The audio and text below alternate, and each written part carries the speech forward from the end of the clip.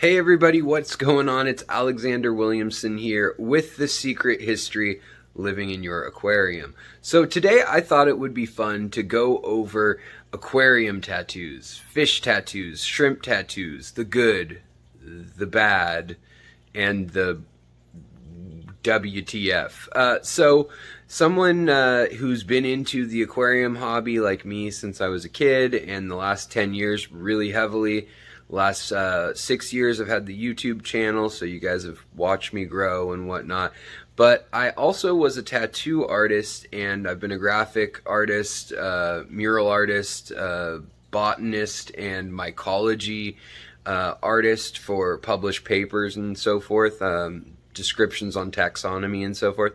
So I have a little bit of a background in that, and I figured I'd show you guys just a second so you could get a feel for what my style of art is, and then we can dig in on checking out the other kinds of tattoo art that is out there that represents our hobby and the fish we love so much.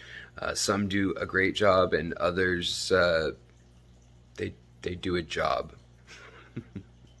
Let's jump right in. Alright, so just to blow through these real quick, I wanted to show you guys. So I've been tattooing since I was actually 18. There's me with my little baby face at 18 doing a Ferdinand the Bull. We'll hop through these real quick, but some flash that I did back when I did the angry carp stage, the angry and this is the clockwork fish that I've got on merchandise now on the channel. Along with on the front, then it's got normal fish, but I've done that with a whole bunch of fish.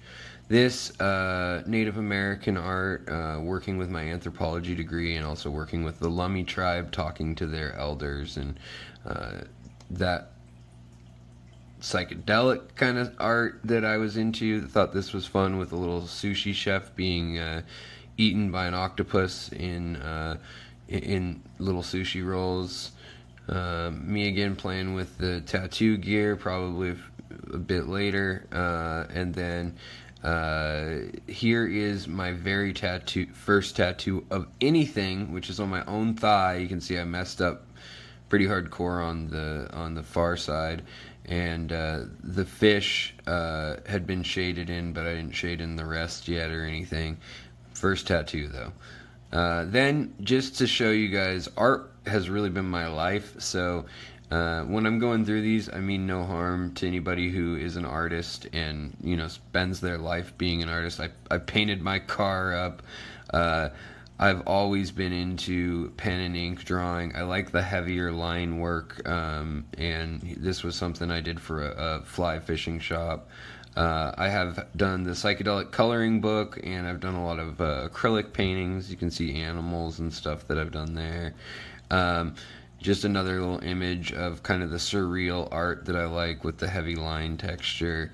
This was another surreal tattoo that I've been working on for a while, for a buddy, off and on for 15 years we've worked on it, just to get a feel for how out there I like to get with the use of color and imagery and all that. This is one of the few that probably is appropriate for the channel. Another book of mine was a coloring book for adults, Fungus Among Us, and then this was a tattoo that I did, but this was the color art beforehand of two bettas fighting. And I used to do skateboard art and all sorts of other art. And of course, if you watch Lucas Brett's LRB Aquatics, you know that I did the artwork for all of his branding stuff for his poster and all that. So just wanted to share some of that stuff with you guys before we jump right in, which we're going to do now. Alright, so I put these in random order because I thought that would be fun. But these are really common. These have gotten very popular. The Good Luck Koi. This is an interesting take on it. This is that really fine line single needle tattooing that's real big in Korea specifically, but it's made it very popular over here too. And this is a real masterful tattoo, actually. It may look really simple, but the size being on a gal's wrist, super masterful. Then we look at a tattoo like this, which again, that's that super teeny tattooing. It is very very hard to do. Looks really good. The shading, the light, everything on this looks pretty darn good to me. The fins don't quite flow naturally, but I mean, you can't complain. You got to make lines kind of bold in tattooing. Now this is a layout that I really think is cool. It almost looks like the Parks Department brochures from like the 1930s and the Art Deco stuff. This is a tattoo that is bold and will stay a lifetime. I mean, I want this tattoo. It's crazy good. So then we've got another tattoo, really good, gray, and they've worked in white. You can see on the front pectoral fins, or the flare veil that the little fish has. Now, I don't know if they connected the fins rays to flesh very well on the pectoral fin itself. Kind of looks like there's a bunch of noodles hanging out there, but other than that, like, that's a real nitpicky thing. They would have had to plan ahead and not go so dark on the black on the stripes. Other than that, I mean, this is someone who does portraits and stuff. They could have maybe done a shadow underneath the fish to really make it pop, but this is one that'll also last the test of time. They gave the lines up on the head some space to breathe, and it just looks really organic and nice. Alright, so this happens to be a gal I know. She works at my local fish store, and I just have to give her a shout out because it's a CPD that she got a tattoo of. Now, I know the shop she went to. It's an American traditional shop, so this wasn't really up their alley to do something realistic, so it's kind of in that Sailor Jerry kind of vibe. Oh wow.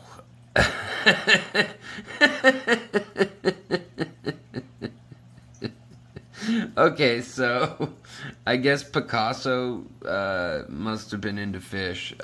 So yeah, I mean, I don't think they tried to do anything other than a bad tattoo here, or you know, whatever. Maybe to them this is a good tattoo, but results speak for themselves.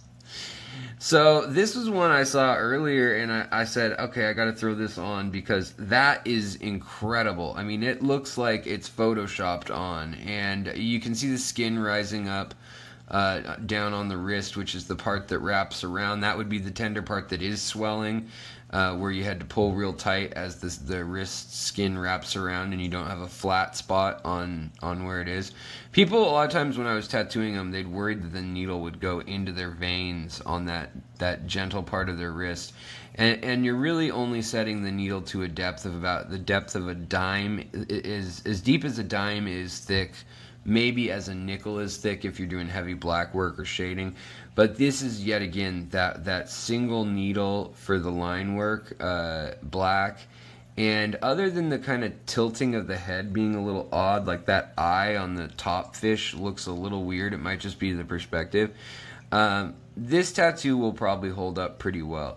It'll probably turn into gray smudges in certain spots, but I think it'll still be clear what it is. It's that work I could never do, and I can't say anything about it. Bad. This one, on the other hand, sure, I could say, I can say a couple things about it. Yeah, so I'm assuming it's a Trilineatus corydoris. Not the Julia. There's the no dots on it or anything, but it's not right for the Trilineatus either. So I am curious what Cory this was supposed to be. I mean, they're so close on the shape, and I mean, one of those lines it looks like on the tail might kind of come out, and things don't connect. So I think it's supposed to be a little sketchy, but I don't know. I think you need to add more like fin rays on the pectoral, or the onodontodes and the maze suggests this texture and detail. Same with the tail, but it doesn't flow the right way with the fin rays. And I mean, I think it's fine for it looks like a stamp-on tattoo kind of thing, but I don't know if I want that one for life. Okay. So I had a friend put some of these together for me. So there are ones I wanted to talk about and ones that he just said I'm going to throw in there for you after searching on Google, who's also a tattoo artist. That is a powder blue dwarf gourami, I guess. It's supposed to be stylized. I guess it's supposed to be a little cartoony. They went way too far with the eye. It just looks real creepy to me.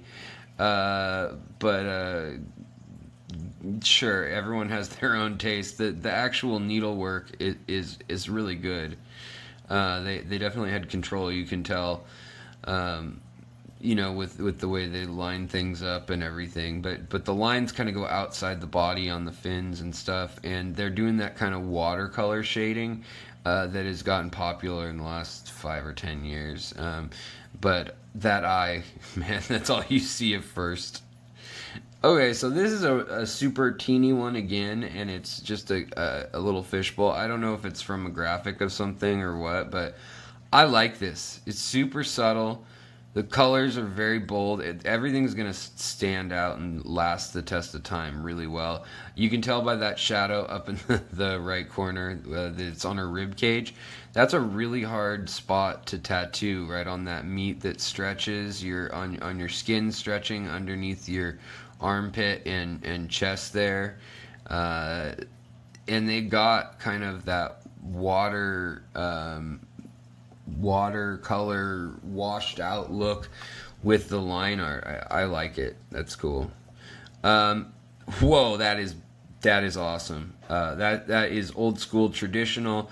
They're working really good with colors. The Star Wars tie-in with the shrimp. I don't know if there's a pun to be made there, but shrimply awesome. Now, this is really neat because these are very new kind of colors, a color palette that's very new, but they're actually colors that were big during the Art Deco scene yet again. And clearly it's not quite finished, but they've made a really bold fish. It's very stylized, and I don't personally like it quite so stylized, with the fins being like those hairline lines and the split in the tail looking kind of funky. And I don't really like the angry koi, but I know a lot of people do. This one looks just a little plate armored up, almost looks like a grasshopper or something in the face. But those colors are really going to pop and last, and even if the lines lose something, they've really backed up light against dark, and they know their contrast really well. Now, this was one that I thought was really cool. It's very simple, and it's meant to be, and it's a single line tattoo, but they did that watercolor thing too. So it looks like we have like a zebra danio and a molly or something like that, and then a little neon tetrad. None of it's perfect, none of it's meant to be. This is extremely tiny on the wrist. Like, these are probably less than an inch each. So it's very impressive. I don't know how this will hold up. Usually, if it's a smaller person, like in stature, and they're done growing, it'll be okay. On real fair skin like this, that was what I always liked to tattoo on, was real fair skin. America! What is this? Is this a Marlin plain flag? Next. So this is another style that was real popular for a while. The kind of drafting look, or like half finished, or maybe like artistically sketched and planned out, and like the details being left in. And I think it looks cool and all. But I think it will look a bit dated, just because so many people thought it also looked cool with that watercolor and the heavy lining. Now this, it's cute, simple. I like it. A little clownfish on the wrist or whatever, or ankle or wherever that is. It'll probably blur in the fin area, unfortunately, with the two lower fins and then the pectoral fin. The fact that it has no eye, maybe that's for the best, just so it doesn't all blur together, but I feel like it needs an eye still for some reason, even though I think it would be too crowded in the end. Probably a good call. Now this is insane. This is on the arm. It's probably 2 inches or so. They got a glass catfish, and it's just bonkers good. Done with single needle technique, shading, and grayscale. Probably a little bit of brown and white worked in there. And I mean, even though they didn't get the boning completely right, they've got like a drop shadow under the fish that's super subtle, and the gray wash on the face is nice with working in white for the little bit of reflection there. And I mean, it's hard to do those little tiny straight lines, and they all kind of blend together. So you might have wanted to go a little harder on maybe every other one or every third one, something like that. But I mean, it looks great. That's a cool tattoo. This is one that was, I mean, this is really well inked, color really good and everything. But the fact that it's the infinity sign with fish, I've just seen it a lot. But nothing bad about the tattoo. The tattoo's great. Here, this is probably the best tattoo we've seen in terms of planning. You can see that negative space, that white space. They left that, and they had to leave that completely clear, planning it out the whole time with the lotus petal falling towards the head and the reflection on the head being skin tone. This is someone who knows traditional Japanese tattooing really well, and then brought it up with the neoclassical coloring and color palette that I think it looks killer. That's something that I would definitely look at. I do always wonder though, what is up with the heads of these fish? They don't look anything like a real koi, but still, they're very cool. This is the watercolor style. A lot of people want this, and it looks incredible on real fair-skinned people, especially young girls, you know, like 19, 20 or whatever, when their skin is like full of collagen and everything stays right where it should. Unfortunately, I've seen some of them that were done really early on, and things kind of move a little bit, and sometimes the ink falls out a little bit from it, and it can look a little weird. It looks like the shading on the head, they did an extremely good job. Tail's not quite right, obviously, and the perspective on the fin on the right's not quite perfect, but I'm being real nitpicky. I mean, it's still a really cool tattoo, and the colors used, the nuances are nice, but again, the body is also real skinny too, even though I can tell its perspective is a little off because it's, you know, on the arm wrapping around, but it's too skinny, and that it's turning into the elbow crease, and it should probably be going out on a bicep or something, but I'm guessing the client wanted it right there in the crux of their arm. This is actually a really good tattoo. I wouldn't want it ever, but I can tell it's a fish. It's a weird ass fish. Those dots, the blue and red dots by the eye, those are real hard to do. I mean, to make look good like that, solid. They're coloring each one in. You have to really go around it. The detail around the black is also extremely good. This is a good tattooer who knows how to put the ink in right where they want it. Also, the stippling and the gray fade out on the little pizza slices or whatever. As much as this is a funky tattoo, that they have a mastery of their art. And I wanted to end it on this one because this is just phenomenal. Just the entire back and the light spots. It's so new right now. When it fades out, you'll see each scale will actually fade out with those lighter spots so that it looks better with time. And it actually looks something like a koi fish, which is what I love. They worked white into it. They got those fins just right. It looks like the tail could probably stand a little work, but it kind of wraps around, so I can't say that even for sure. And the lateral lines on the fish are a little wonky, just because of the angle. I think they would look that way even with the photo. But I mean, you can feel it lining up with that center spine, and that's super cool. Okay, I lied. I have to do a couple more that my friend stacked in here. So this, I can't say much is wrong with it other than the eye. It just looks cartoony. But I guess I think this is supposed to be a Corydoras julii.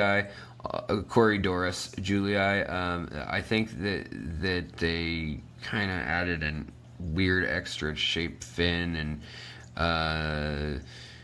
Yeah, like the paired fins are kind of off, and the head is a little too long, but I think it's fine. It's stylized. It works. Perfect.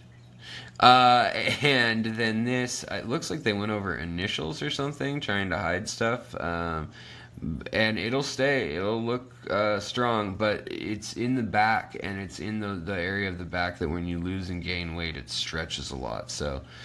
Yeah, I'd be careful. Now, I did want to, now we'll end it on this. This is really masterful use of ink. There's no lines, though. Things will look like a jumble. It'll look like, I mean, close your eyes and just barely see out of your eyes and tell if you can tell those are fish. And you can kind of tell in the heads, but it's as cool as it looks now. I think in 20 years, it's gonna look like butterflies and other things. Maybe that's the intention. Maybe it's supposed to look like a butterfly up by the fish's fins and stuff. But get lines if you're gonna do tattoos. Lay those lines in.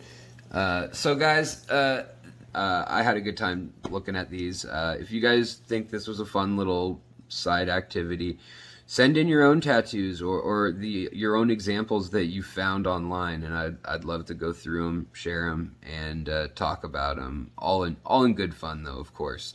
I have to say, my tattoo, my first tattoo, here it is, the one you guys saw the picture of. It's no masterpiece. Plus, I've gotten fat, so it went from a trout to a very heavy lake trout. You know, went from like a cutthroat to a world record catch Mackinac or something. But thanks for tuning in, and I'll talk to you guys next time. Bye.